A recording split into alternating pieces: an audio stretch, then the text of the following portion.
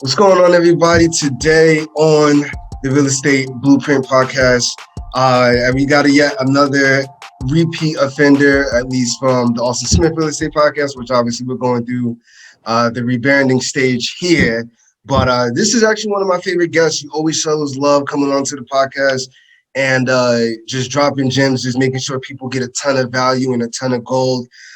He's a current real estate investor, wholesaler, educator, and now an author, which we'll get into in a second.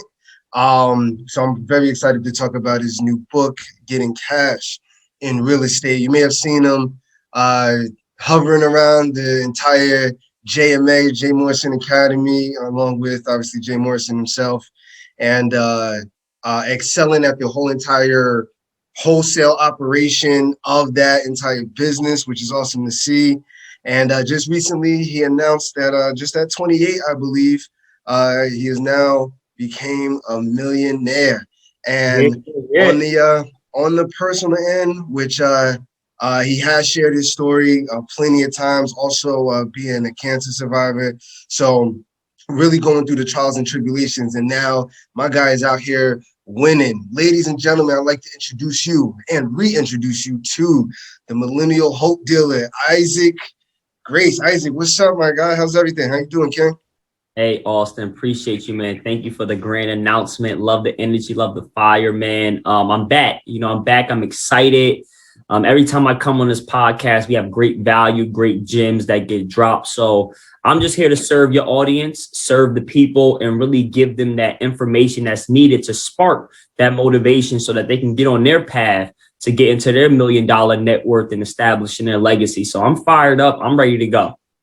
Let's get it popping. We'll jump into it. So let's talk about this new book, man. What inspired you to write the book? I mean, obviously you've been educated, you've been teaching. So I think it's safe to say that can kind of be the natural path where some people do it as a book, some people have to do it as a podcast or mentorship, or, you're doing all those things.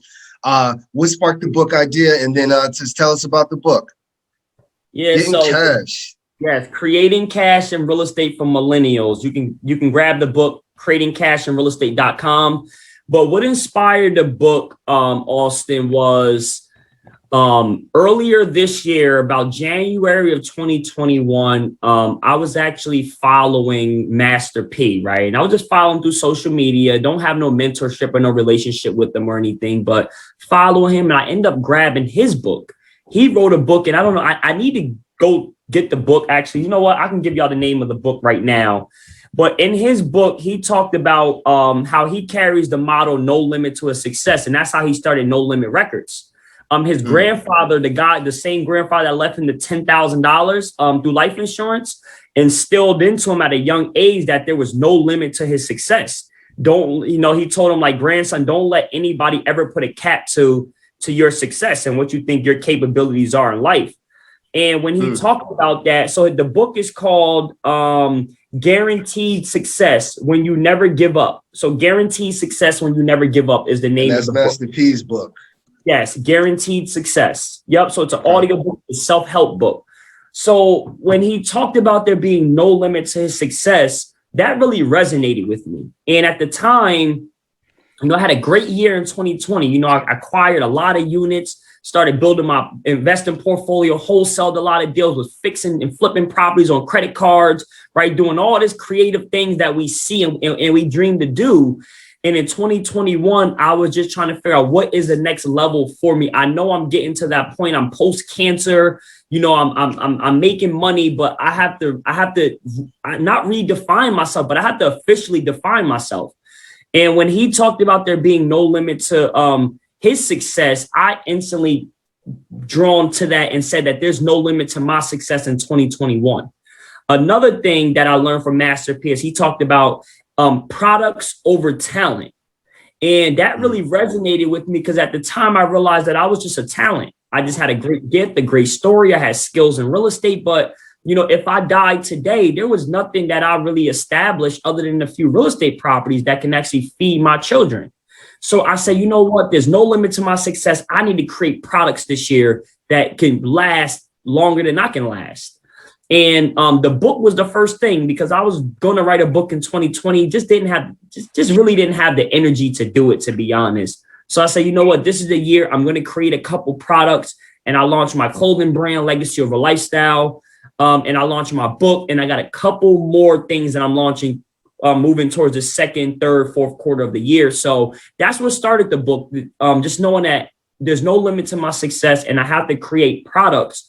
And a book is a great way. It's like a business card. I look at my book like a business card, low ticket item. You're not sure about me, read this 110 pager and then call me back and let me know what you're thinking, you know?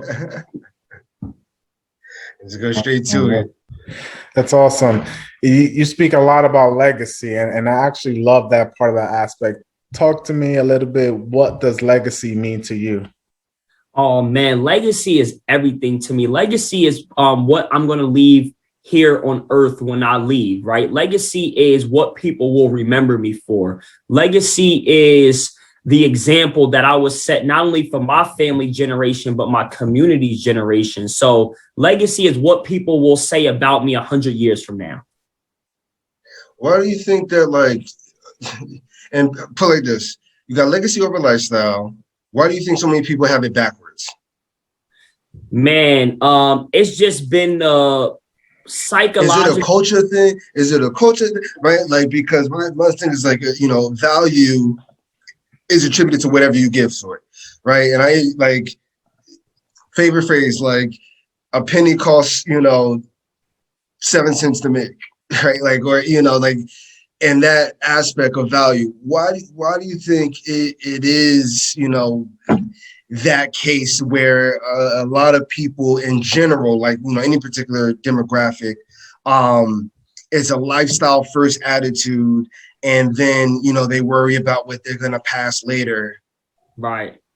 I would say that that's just the American system, right? Black, white, or purple. We've all been taught that through TV, through movies, right? Instant gratification. We've never been taught to ride it out slow. Everyone wants that new car. They want that dream house. They want that dream wedding, right? And they'll risk it all for that. We've just been trained since kids. When you was in school, what was the main thing you did on test day? I want to be the first one done, right?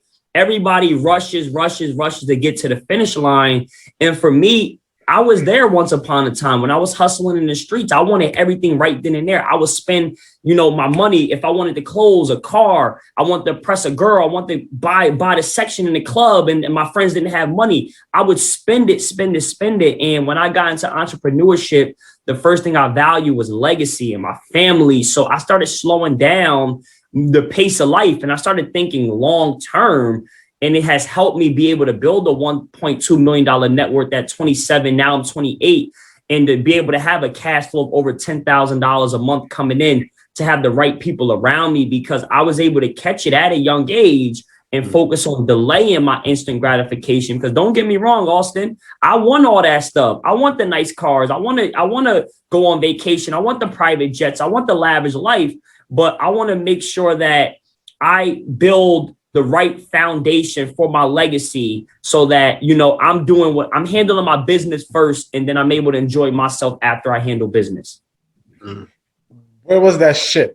Because I know in the beginning you mentioned you were into the instant gratifications, you were towards that way, but what switched then? What was the light bulb that turned you around to have it become legacy over lifestyle instead of lifestyle over legacy?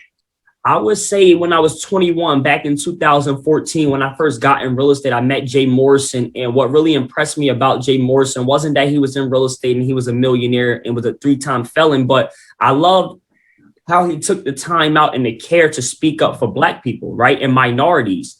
And when he talked about and just learning about history of our people, I said that I have to do this different, because if I do it like everybody else, I'm going to, be a statistic. I'm going to end up in the prison system, which is a win for them, right? Or I'm going to end up dead, which is even a better win for them. So I realized that I had to change my environment and change the way that I operate if I truly wanted to adopt this legacy over lifestyle model. So when I seen how much he cared for Black people and minorities, I wanted to take that same, I want to take them same steps, because a lot of us our own people. We don't really, not that we don't care for each other, but we don't care to care for each other is a better way to say it. We're all focused on how can I get mine? How can I do what I need to do here on earth and leave this earth? But for me, I want it to be an example and not only just talk about it, but also show it in my actions as well. The one word that I can use to describe the entire reason why the whole entire like ecosystem is like that is from a scarcity mindset. Simple. It's very, very simple.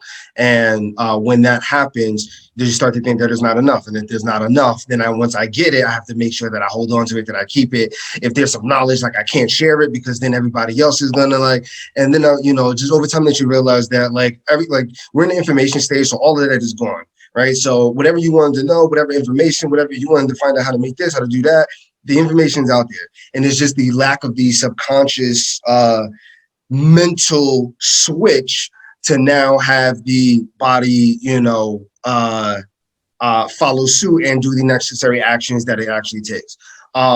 So excellent point on that. Let's jump right into the book.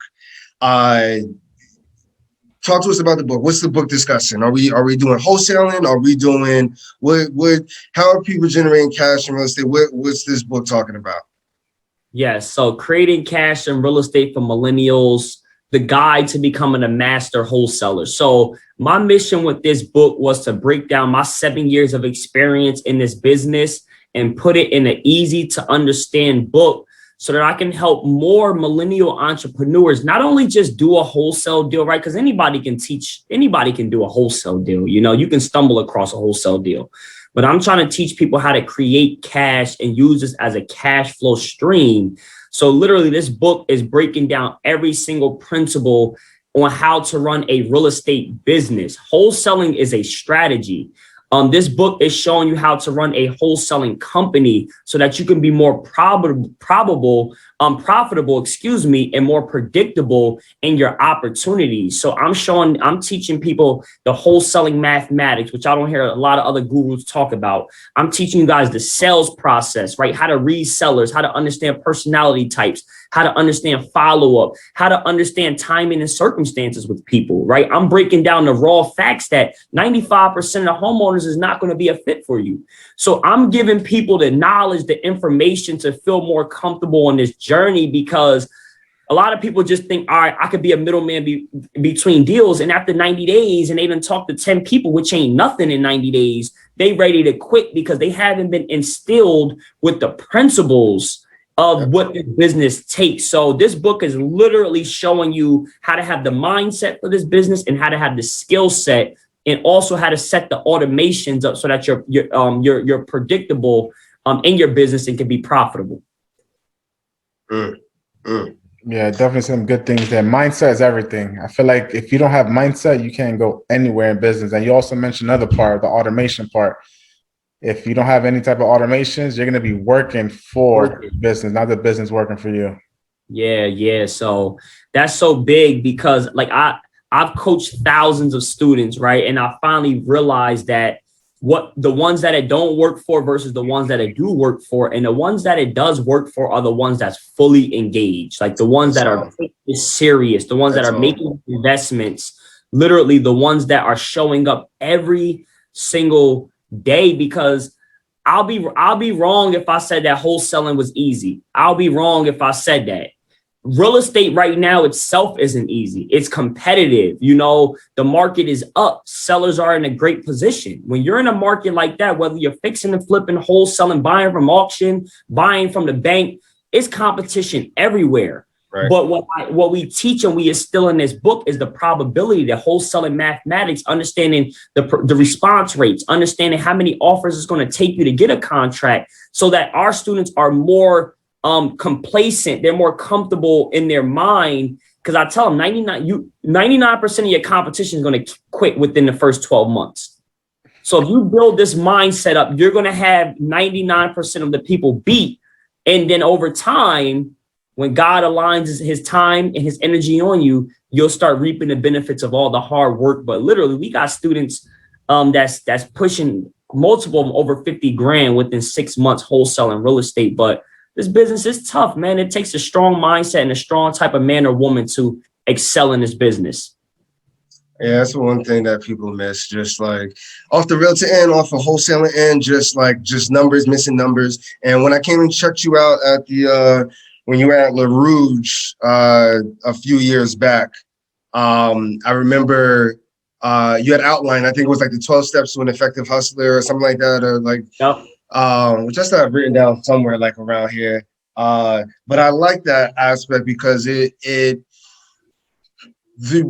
biggest thing that people miss just about the wholesaling aspect of it is that yes, it is a business, and the other thing that you said was that it's just a strategy, where it's just an exit strategy. Which as a real, which honestly, I think, and it's crazy because I think when people actually read this book and apply the principles, because I'm going to grab it as well, and I think what people don't realize is that they're literally getting the guide to be an effective real estate investor, no matter what you're trying to do. And it all starts with the wholesaler, and it all starts with the ability to find deals. And obviously the one who is able to find deals is the one that becomes, the most effective and the most valuable.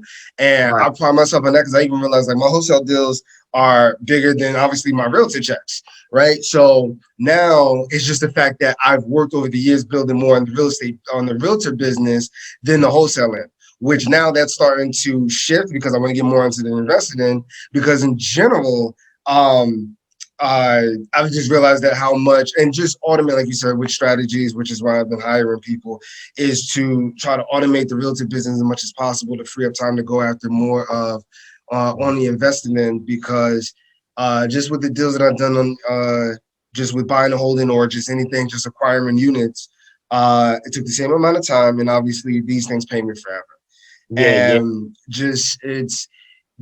So that's the only transition that I'm making. So I'm glad that you're putting this book out, because it's just going to be just another arsenal, just mindset wise, of what needs to be done and reaffirming what needs to be done, even though you think that that it's all that, but there's so much stuff that's out there. And I look forward to that. One thing I want to mention real quick, Austin, because when I was just speaking with I was doing some sales calls on a new coaching program that I have coming out. A lot of people, right, they say this to me, well, I want to buy rental properties, I don't want to wholesale, right? That's equivalent to saying I want to fish, but I don't want to have to go catch the fish. Right? I want to the fish. People, and I want to get this point across, is that I told the guy, I said, I want you to change the way you look at wholesaling. I want you to change everything you've been taught by these gurus about what wholesaling is. Remember, wholesaling is only a strategy. The principles that make somebody a great wholesaler is the art of finding great deals. That's all you're doing, right? So now, me 7 years in the business, when I'm finding great deals, I have the option to buy them as rentals, burst strategy, flip them, right? And a lot of people, they miss that part. And I want to, that's my goal this year, is to get that message across, because wholesaling is the ability to create opportunities. It's the start of investing, right? If you want to be an investor, the best investors are the ones who go out there in the ground, find the sellers directly, or the banks, and they negotiate that 65 cents, that 70 cents, sometimes 40 cents on the dollar, so that they're buying something that's going to advance their legacy 5 years in advance, versus somebody who says, oh, I don't want to learn wholesaling, I don't want to do all that. But then you're relying on a realtor. No offense to realtors, but you're relying on a realtor who's retail. That's not thinking investing. They're just trying to find you a deal, and you could potentially be putting yourself in a hole early on because you don't understand investing. So wholesaling is like being a college athlete and still being able to get paid for your skills that you had before you get to the NFL or the major leagues.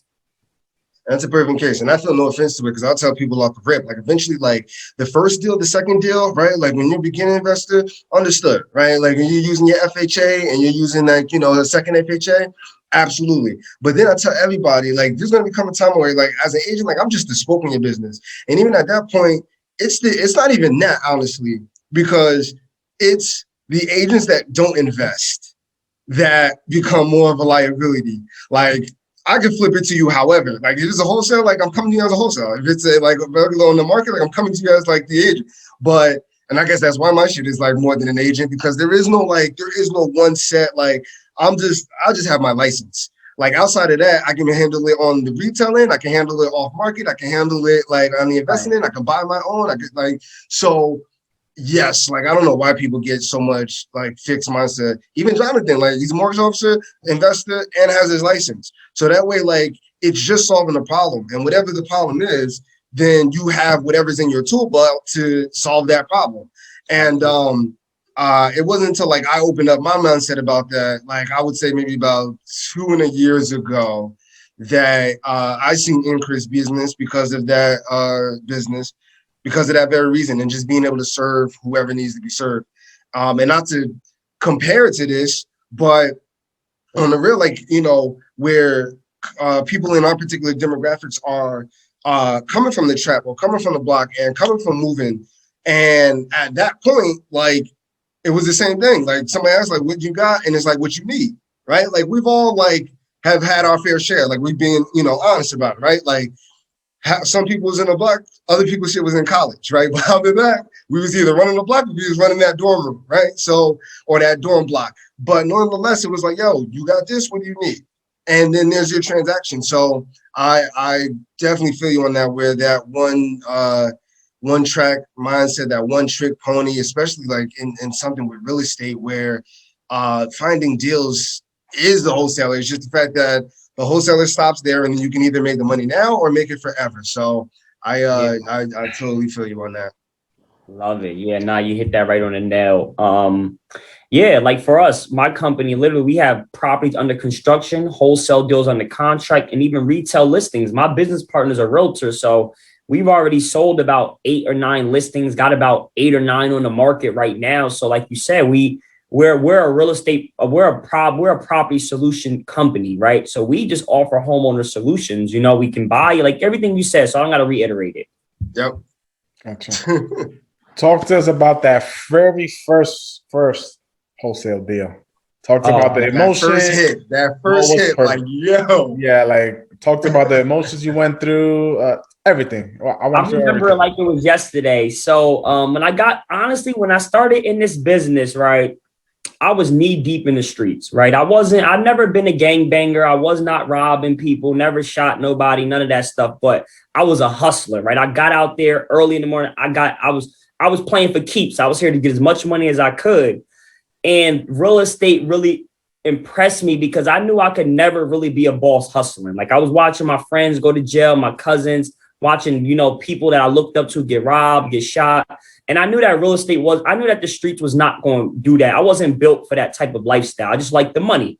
So when I got in real estate, I was really, really focused, right? I used to go to the library. I built out my I did every single thing I learned through the J. Morrison Academy. And 6 months, I did my first deal.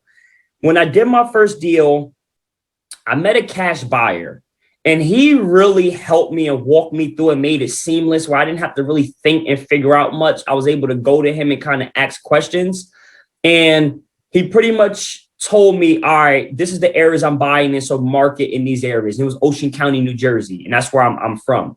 So I did a marketing campaign. I did direct mail. There was no text messaging back then when I started. It was only cold calling or direct mail or door knocking from what I remember.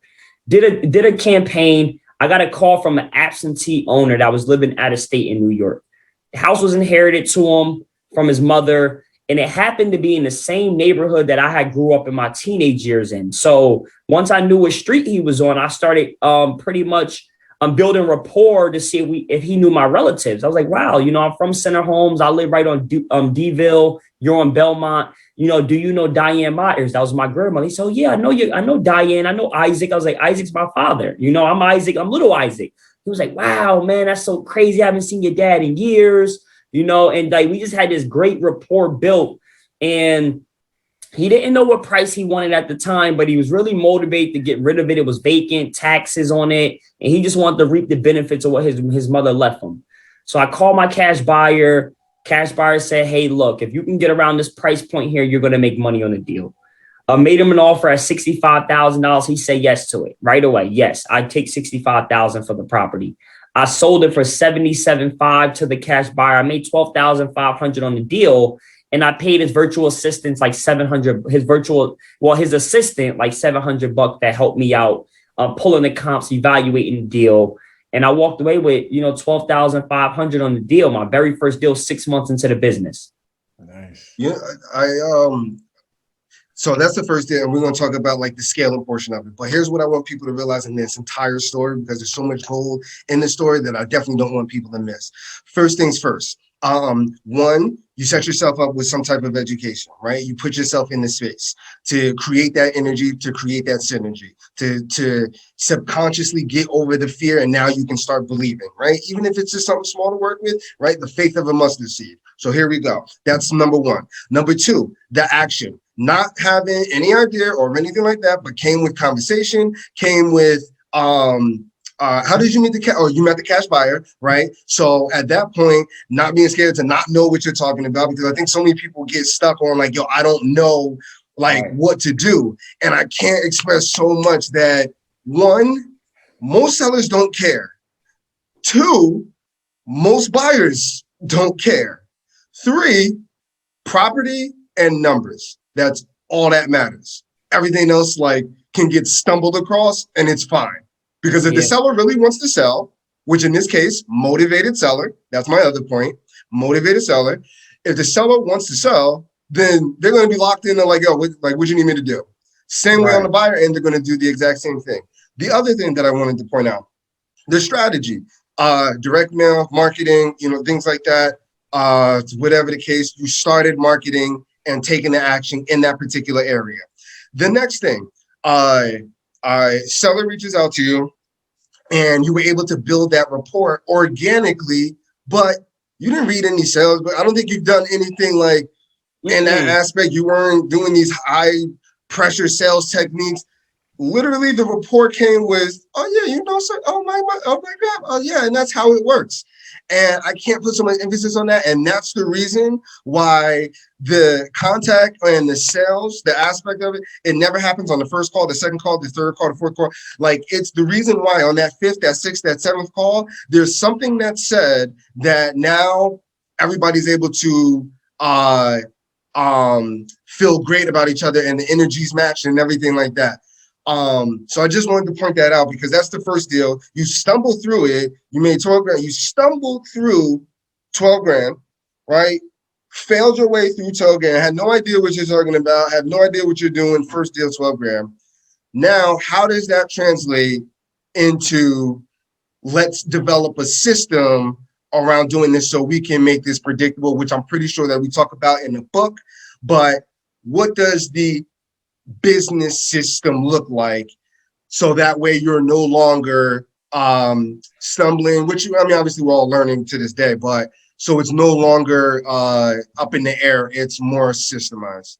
Right. Great question. So for me to be transparent with everybody, I struggled early on, right? That's why, I stumbled across that deal and I got it done. But like I struggled with confidence. I was scared to talk on the phone. That guy made it easy for me. I had people cursing me off. There was times I was doing campaigns and I was just literally flat out scared to answer the phone. Just could not fathom me having this conversation because I didn't know what to say. I wasn't confident. I felt like they could smell my bullshit through the phone. And that literally was what my first 2 years looked like. So I was closing deals, but like I didn't have a grip on it. Like I just felt like every deal I was doing was lucky. I couldn't tell you like why it made sense. I couldn't tell you why the investor bought. I didn't understand ROI, different things of that nature. But what happened was in about late 2015, early 2016, I just really got sick and tired of just being mediocre because I was still in the streets hustling. I was 1 foot in the streets, 1 foot in real estate. And I just wanted better for myself. I wanted to know that I had a real journey that I was going on. I didn't want to fake it. I didn't want to be mediocre no more. I was sick and tired of being sick and tired. So I went out there and I invested in mentorship. I said, you know what? Jay taught me, all he can teach me in this space. I need to go out there and find somebody that's making $1 million right now doing this business. And I need to pay whatever they're going to charge me to learn exactly how do I do this the right way. And I invested in Kent Clothier, the real estate worldwide family. I'm not sure if you ever heard of who Kent Clothier is. But with Kent Clothing, he's a, very high-end multi-millionaire, runs, Memphis Invest. Have you ever heard of Memphis Invest? One of the biggest turnkey real estate investing companies. And literally, they taught me everything. They taught me the systems. They taught me the math, the probability of the business. They taught me the rapport, the scripts, the mindset. They taught me the mindset of just being a man and entrepreneur. And when I came back from that mastermind, they taught me one important thing, activity, the perfect day exercise. And with the perfect day exercise, long story short, you want to write out and build out what does your perfect life look like. And for me at the time, when I first wrote it, I had this lavish bullshit that I wrote, right? I've always been, Floyd Mayweather's my biggest idol. And I used to watch his way of living. And I just wanted that so bad. But I'm like, I'm not working as hard as Floyd. I ain't been dedicated to my craft from 6 years old to 50 years old. So let me stop lying to myself. And I wrote, my true passion was to be a full-time entrepreneur. So when I wrote this perfect day letter, in this letter, I talked about waking up with positive energy, right? Because I used to wake up with just issues and just upset, angry. I used to always be angry, for no reason. Like, I just didn't know why I was always angry. And I just breakfast. Right. Literally. So I just say, you know what? I just want a life of peace, happiness, and I want to be a full-time entrepreneur. So I talked about that. I talked about having an office, having a team around me, having systems in place, having sellers, buyers, closing, my daughters, my relationships going good. And I wrote this letter out, and I would voice record it and listen to it for months. I would play it in my head, play it. And when I wrote it, it wasn't like, I want an office. It was like, I'm just walking in tomorrow. So I wrote it as if it was real. That was the point of the exercise. So in this day I would listen to, it was just bomb. And I would just get the chills. I would literally visually see myself walking into this office with a suit on, with a team, closing deals, champagne bottle, like everything you've seen me do. I envisioned that before it ever became reality. And 7 months into this exercise, I had everything that I dreamed for. I had an office. I had a team member. I met my business partner because he was wholesaling. I helped him close a deal, but my mindset was there. His mindset wasn't thinking partnership, but I was thinking partnership because that's what I had asked for in previous time. And I had my systems, my automations from my mentorship. And then by 2017, 2018, we made over 6 figures. So within 13 or 14 months of me first writing this letter, I made over $100,000 in the business and had everything I asked for in that letter. I think investing itself is very, very important. A lot of people don't like spending the money. Of course, a lot of gurus out there I probably wouldn't recommend, but there's a lot of great courses. Like you just mentioned 2 great courses and mentorships that are definitely worth it. Why do you think people don't spend money on more mentorships or anything that would better themselves? It's operating from the mind of scarcity. Also nowadays, like you said, everybody's a guru nowadays. You don't really know what you're getting. And even when I do my sales calls, because I've been in the coaching industry for some time, right? And sometimes you're better off not taking somebody money than taking their money. So, I'm always explaining to people that, look, this won't be a walk in the park. It is going to cost mentorship for my time, energy, and efforts, and you're going to want some money to the side for your business as a business owner. But to answer the question, a lot of people are operating from that mind of scarcity and also not having that mindset built on what they really, really want. Like, I know people that might have a conversation with a tax professional about doing a tax company, a real estate consultation, writing, whatever it is, right? So a lot of people, they are fishing for the dollar and not the legacy. So it causes people to be hesitant. Do I really want to do this? They hear that price, they hear that number. They don't see the value. They see the cost behind it versus the investment. So a lot of people mindsets are not even built up for entrepreneurship and they're trying to get in it. And like nowadays, with all these different gurus who aren't really qualified, it makes it even harder for someone like me who's passionate and genuine about my teachings and mentorships to close out on people because everybody's trying to figure out who's the next, that big S word. I don't like using that word, but who's the next big S word and, who's really going to be serious or not. So That's really why I see a lot of people out here just, dibbling and dabbling, playing with they really wasting their time, Bro, and that was one of my biggest beefs after, which I probably should have better guessed, probably a little bit better, which actually I didn't even mind that. It wasn't even a guess per se. What I guess I had a problem with was like, or I guess it might have been a personal thing too, because I'm not even gonna lie. I've been looking at some people and I'm just like, yo, like I have more than you, and you like teaching this course. You got like one property here, and like one and possibly and then like one other state. People got no property. And then, bro, and then it's just like, how are y'all even thinking that y'all even qualified to even be able to? I can't even say like how dare you ask for this money, but like. Why are you even trying to set these people up for failure? Or like when the stuff gets going, or maybe you're just fine. You could prey on the new beginners, right? The beginners are always going to be the ones that are spending the money, right? So like, I'm cool with that.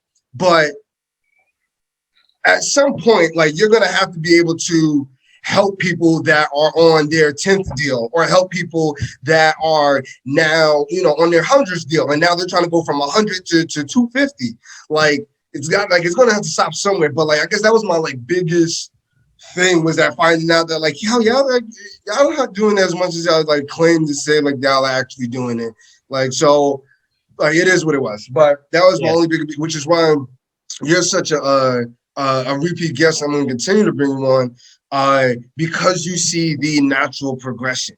You see how it started from, okay, here's where I'm at. I don't know anything. Let me spend the money to go to quote unquote school to do so. Now let me put into action. I've done it on action. Now let me scale. I've done it at scale. And now, like I can now pivot, like you've taken and and I hope people can see the natural progression of what it means to be a business owner, and more importantly, an entrepreneur. You start off as the technician, then the manager, then the CEO. Then at that point, that business is running, on autopilot. Of course, you're still interactive with it, but now you're able to go into different spaces. I saw that you also went into the tax space.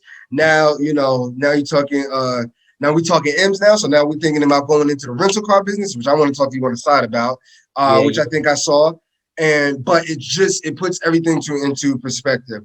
What I do want to talk about before we talk about what's next, and then Jonathan will bring us to the core four, is the biggest thing or the biggest issue, and I ask this every single time that you're on here, the biggest issue that everybody talks about is that they can't find any deals, which you put out there off the rip that 95%, and I'll tell you as an agent, 95% of homes are listed with an agent off the rip. So that's also the beauty of being able to serve the client, because then you're like, yo, we can go this way, we can go this way. Whatever one works for you, like I'm here, just let me know and we can get the paperwork started. And majority of the homes are listed. So yes, you are, I don't want to call them the needle in the haystack, but you're looking for the 5% that are not looking to be listed, that are having an issue where they need to sell quickly, they need to get rid of the property.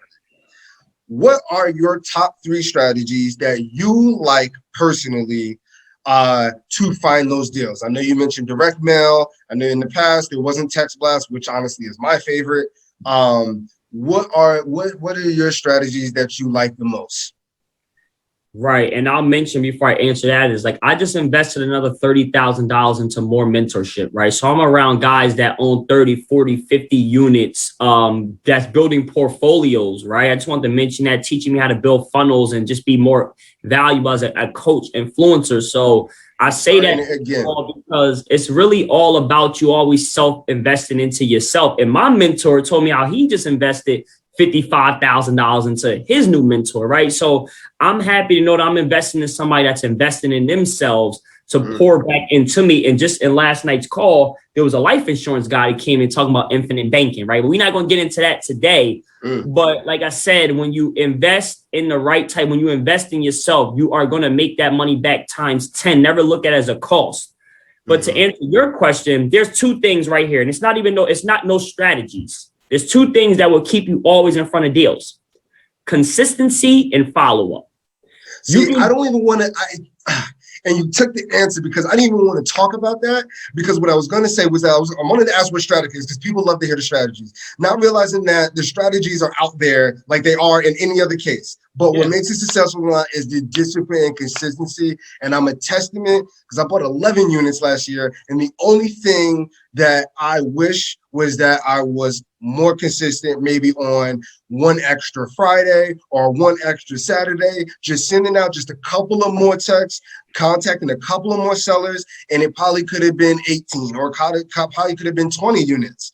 So It's just like, that's so. Go on. I'm sorry to hijack from you, but you took it. You're all good. I answer that question like that because, see, for me, I've been fortunate enough. Like when I came into the real estate investing space, like I said, there wasn't text messaging and things of that nature. There wasn't text. So I started with direct mail. So direct mail is still my favorite marketing strategy. I use all of them though. It all does the same thing. It only makes your phone ring. It doesn't close any deals for you. So that's why my answer for you is going to be the follow-up and the consistency. But if I had to give you an answer for our viewers, if I had to pick one marketing strategy and one type of marketing list, what would that be in today's market? I would attack tire landlords, which is absentee owners. I'm looking for owners that have at least 15 years of ownership or more.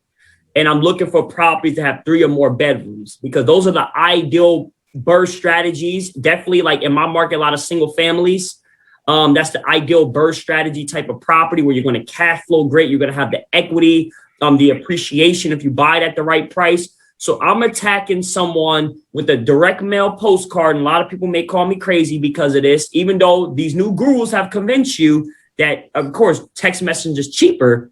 But again, the approach is always different. Like all my deals literally come from direct mail. When I get these calls, these are motivated people. I spend all day on the text. I'm getting 20 leads a day. I'm getting 10 leads. I'm getting 40 leads on the text, but it's a lot of work, energy, and they need to be nurtured. But when I get a call from that direct mail, it's 2 things that's happening. Either take me off your list or I'm ready to use your services. So if you put me in the game and you told me you got 90 days to go close a deal or 30 days, that's what I'm going with. Direct mail, and I'm targeting tire landlords because that's the most motivated person out here right now is a tire landlord. And a tire landlord is only an absentee owner. That's really what it is. But again, that's the clues you're looking for. Someone who owns rental properties that could be distressed to sell. I love it. Just the discipline and the consistency. And I'm totally for it, man. Because it's straight like that. There's nothing else to talk about. And it's interesting that you mentioned direct mail. Because most people will say, like you said, the gurus will be like, yo, direct mail doesn't work. Direct mail is dead. Cold calling's dead. All this other stuff is dead. But then, like, let's keep it simple, right? It's the same thing as anybody that's like on a weight loss journey. And at the end of the day, the gym is still effective as it was. You got all these diets, you got all these keto, you got all this, all this, that, like all these other plans, but the gym is right there. Right. Or going outside and either running or push-ups or sit-ups or whatever the case, it's right there. Like there's no need. The other stuff is just as effective, but you can still do that thing that has just been 1, proven, and 2, just simple and yet effective. So I feel you on that. Yeah, it's definitely, all the steps are simple. It's just a lot of people don't do it. The action part is all about the mindset first. Simple, if you don't have that mindset, like you're gonna go for it and nothing's gonna stop you, there's no point of starting. Yeah, no, I love it. I operate now. I created this MLS system that I operate under in real estate, right? And we think it's the multiple listing service, but I really operate under mindset, legacy, and skill set. So when you bring that into your life as an entrepreneur, it doesn't matter if you're doing real estate or a different business venture, you have to have the mindset first. The mindset that you can see yourself enduring this journey, to see the uncharted territory. They talk about the law of navigation, right? So all great leaders have the great ability to go out there in their minds and see what is up to come, the good, the bad, the problems, the shifts that they may need to make, so that when they arrive there, it's not a surprise. It's something that we already knew that this will come. We might not know the exact day or the exact problem, but we've already accepted into our mind that there will be uncharted territory on this journey that we're set out to go on. Then we talk about legacy. Legacy is everything. You know, that's the why. That's your family. That's the assets. That's the delay in instant gratification. That's the being selfless enough to leave it, be that example for your family. And then the skill set, that's the 20%. That's the cold calling, the scripts, the follow-up, the systems, the softwares, all of them different things where everybody puts the skill set above all.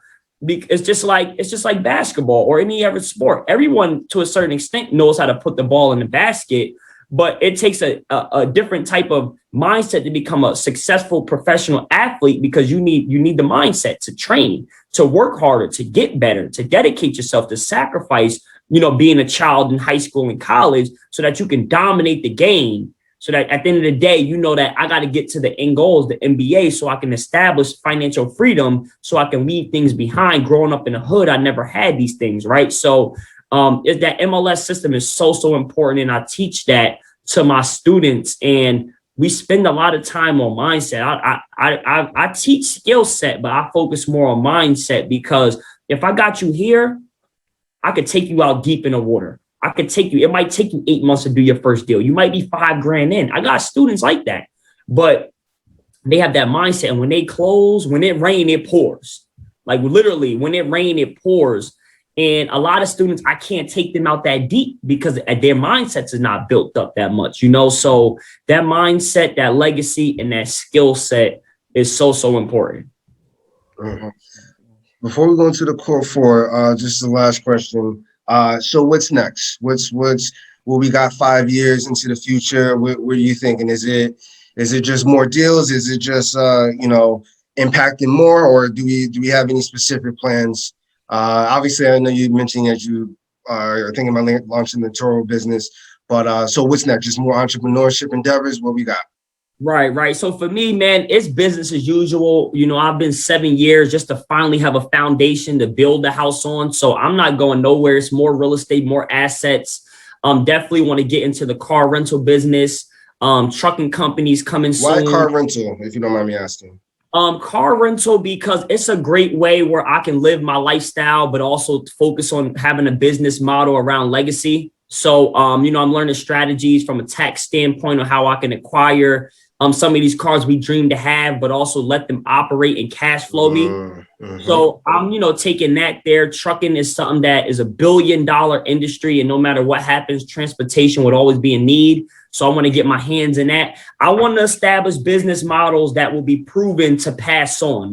Like I know a lot of people, I got a lot of friends, they do cryptocurrency, things of that nature. And there's no knock to it, but like you can pass on the skill of cryptocurrency, but like I want something that an asset that you could touch, you could feel, you can see the value in it. If we have our kids growing up on crypto, they ain't going to have no care for money. Oh, I can just buy. This guy said, buy this, I buy it and it makes more money. That's not investing to me.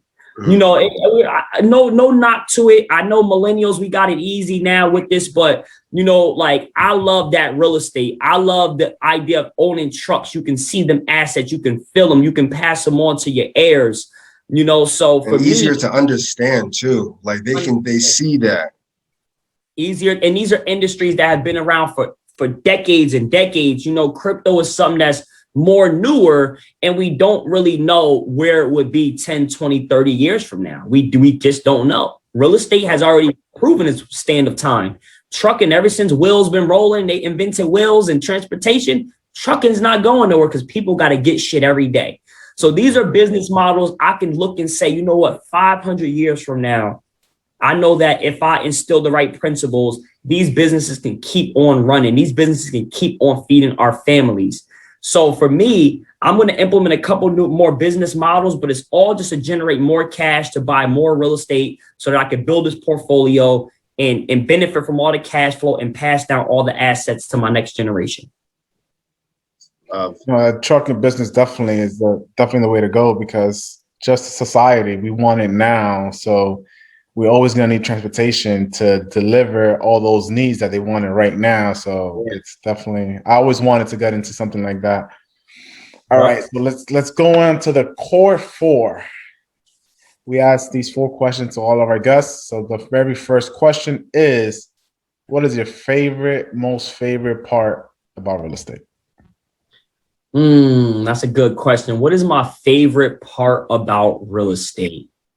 I think my favorite part of real estate is the negotiating. I love the idea of dissecting a person, breaking them down, and just understanding their situation and being able to put together a plan of action with the offer price to it and to get them to say yes, to know like, damn, I did a good job of that. And we understand in real estate, you win and you buy, right? So when I get them to say yes and I sign that contract, my tax benefits are there. Of course, I still got to close, but the tax benefits, the equity, the future appreciation, the cash flow, all of that is there when they say yes and they sign on that dotted line and you close that deal. So that's my favorite part right there. It's just like, you know what, Isaac? I had a lot of people I spoke to and I had an offer that was similar to yours, but you really stood out to me. Like when I get that reassurance that my service has stood out to somebody that's a complete stranger, the deal, the money can't buy that, because that I can take that skill into any industry. I can go trucking, working with brokers. I can do that in Toro, working with celebrity clients, right? I can sell people on what I have to offer. And that's a skill that, you know, money can't buy. It's intellectual property. Mm-hmm. I agree. Next question is, what is your favorite business or personal development book? I would say my favorite personal development book is going to be Guaranteed Success by Master P. I have to get into that. Is that on Audible? You know if it's an Audible? I'm an Audible guy. I'm always on the road, so I'm an Audible person as well. I haven't even read my own book yet. So, Guaranteed Success by Master P is relatable, and it's all self-help. It's just all self-help. He tells a story, but he also gives you lessons on how to get out here and be more effective within yourself. It's a short book, 2 hours? Really short. Easy. I done listened to it like 3 times. Like this year, I played the book 3 times before I ever read another book this year. I just added it. It looks like it's included in Audible. I just got it for free. Yeah. Awesome. Yeah. So next question is, when you're not helping, educating people, putting deals together, negotiating, creating new business plans, what are you doing for fun on your spare time? Man, typically what I'm doing for fun right now, honestly, my life, I really don't be doing much, but when I do have that free time, I'm always trying to focus on getting around my children. I have 2 daughters. So, they're in Jersey. I'm here in Atlanta. So anytime I'm traveling back, when I go back home, I hang out with them. So any free time I got right now, I'm trying to spend that with my children. And then even some of my close friends. This is the first year, like traveling. I don't really travel much. I travel within the States, but I'm going to be, God willingly, going out the country. Through this mastermind, it really opened my eyes up and inspired me to get out of my own way. I used to tell myself that I'm not going to leave the country until I got $1 million in my personal account. And, you know, just getting around people that can, like, a lot of people say, yo, that's a bold goal, right? But nobody never really broke it down to me, right? And my new mentor I work with is Neo Davis. If you guys know, he's out of Philly. And he said that, you know, tomorrow's not promised. You know, you're going to get the $1 million.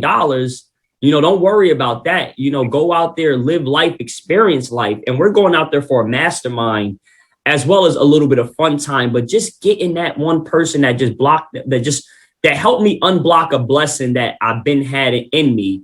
You know, getting around the right people. So for me, family and then travel is what I like to do in my free time. Yeah, Neil's that guy, man. I follow him and I pay attention to some of the things he says. He's a great guy. Interesting. That's important. Awesome. Now the last question is, where can people find you? What was that? Where can people find you? Yes, great. So you guys can find me on Instagram at Mr. Issac Grace. So it's ISSAC. So at Mr. Issac Grace. I'm on Facebook, Issac Grace. You guys can find my book, Creating Cash and Realestate.com. And right now I just launched, I'm taking 10 selected entrepreneurs to come work with me closely. My goal is to help 10 new entrepreneurs make $10,000 in the next 90 days. So you can find me on Instagram to inquire and ask about that. But for the most part, do they have to be in Atlanta or? Nope. No, okay. Nope. So they can be wherever. Yeah. And they find that on your website if they wanted to reach out to you. Yeah, or direct. Yeah, that right there. Direct message me on Instagram. So if they see this, just check me out on Instagram. I'm not marketing it out there. I just did it like organically. Because if I do it, if I market it, put ads to, I'm only looking for 10 people, not 100. You know, right. My time is slim, so I want to make sure that these 10 people are serious. You know, they have capital and they're really about their legacy and business. And that way I can give them a lot of my time. And literally I'm partnering up with them and stepping into their business as a partner and showing them how to talk to sellers, you know, how to prep, how to talk to contractors, you know, how to evaluate their deals, like giving them the cheat sheet in 90 days. And I know that that'd be enough to get them out there to start fishing for themselves. Love it, man. As always, we thank you for coming on. It's always good. It's always gold and stuff that people can and really just I hope, and we say it at the end of every show, but like the ones that are like this, where I know people like salivate over the idea of like, okay, what's going to be the next secret strategy or what's going to be the next this that's going to change everything around. And, you know, putting so much emphasis on mindset, which people do hear enough, but I don't think they understand the importance, you know, of it. I think it's just a cliche word to say like, oh yeah, have the proper mindset. But what they don't realize is the training and the action that's needed in order to strengthen that. I mean, the mind is obviously a muscle, like regardless of the fact, and it has to be flexed and stretched and repaired and strengthened just like every other muscle, or it loses muscle. And it loses its ability to be able to either forward think or have the confidence to stay 10 toes down to do what you have to do on a daily basis. So that way you're only focusing on the input and not the output, which I think most people will not even think. I know that it's definitely backwards, even for me on certain things where I'm focused on the goal and not necessarily the input. And what I have realized, especially this year, is that when the inputs track, the goals kind of take care of themselves. Love it. That's a fact. I appreciate you as always, John. You good? I'm good, man. Thank you for coming on. We appreciate you, man. Thank you. Thank you. Make sure, John, you reach out to me, maybe on Instagram, that chat we got, and send me your information too. You got it, man. All right, fellas. I appreciate thank you. As always, man. Be safe out here. Keep the grind going. Yes, sir. Talk to you soon. All righty. All right.